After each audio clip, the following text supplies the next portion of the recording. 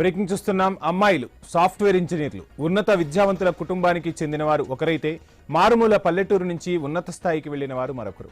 మొత్తం ముగ్గురు యువ మహిళా సాఫ్ట్వేర్ ఇంజనీర్లు బస్సు ప్రమాదానికి బలైపోయారు. కర్నూలు సమీపంలో బస్సు తగలబడిన ఘటనలో సజీవ దహనమయ్యారు. ఒకరి పేరు అనూషారెడ్డి, యాదాద్రి భువనగిరి జిల్లా వాస్తకొండూరు గ్రామానికి చెందిన యువతి.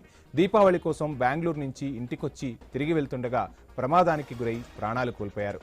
మారుమూల పల్లెటూరు నుంచి వచ్చిన అనూషారెడ్డి సాఫ్ట్వేర్ రంగంలో మంచి నిపుణురాలిగా గుర్తింపు తెచ్చుకున్నారు. ఆమె మరణ వార్త విని కుటుంబ సభ్యులు కుప్పకూలిపోయారు. ఊరు మొత్తం శోకసంద్రంలో మునిగిపోయింది.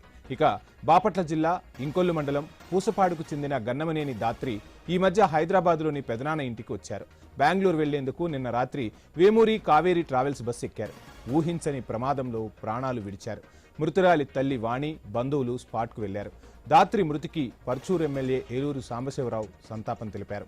దాత్రి కుటుంబ సభ్యులకు ప్రభుత్వం అండగా ఉంటుందని భరోసా ఇచ్చారు. ఇక మరో యువ ఇంజనీర్ మరణం తీవ్ర విషాదాన్ని నింపింది. కన్న తల్లితో సహా సజీవ దహనమైపోయింది. మెదక్ జిల్లా శివాయిపల్లికి చెందిన ఆనంద్ కుమార్ గౌడ్ 2007 నుంచి మస్కట్లో సాఫ్ట్వేర్ జాబ్ చేస్తూ భార్య సంధ్యారాణితో కలిసి ఉంటున్నారు. బంధువుల పెళ్లి కోసం కొద్ది రోజుల కిందట భార్యాభర్తలు హైదరాబాద్ వచ్చారు. దీపావళి కూడా ఉండటంతో బెంగళూరులో సాఫ్ట్వేర్ జాబ్ చేస్తున్న కూతురు చందన, అలహాబాద్ ఐఐటీలో చదువుతున్న కుమారుడు శ్రీవల్లభ కూడా హైదరాబాద్ చేరుకున్నారు. వారం కిందట ఆనంద్ గౌడ్ మస్కట్కు, కుమారుడు అలహాబాద్కు తిరిగి వెళ్లిపోయారు. జ్వరం రావడంతో సంధ్యారాణి ప్రయాణం వాయిదా పడింది. నిన్న కూతురు చంద్రను బెంగళూరులో వదిలిపెట్టి మస్కట్ తిరిగి వెళ్లేందుకు ప్రైవేట్ ట్రావెల్ బస్సులో సంధ్యారాణి బయలుదేరారు.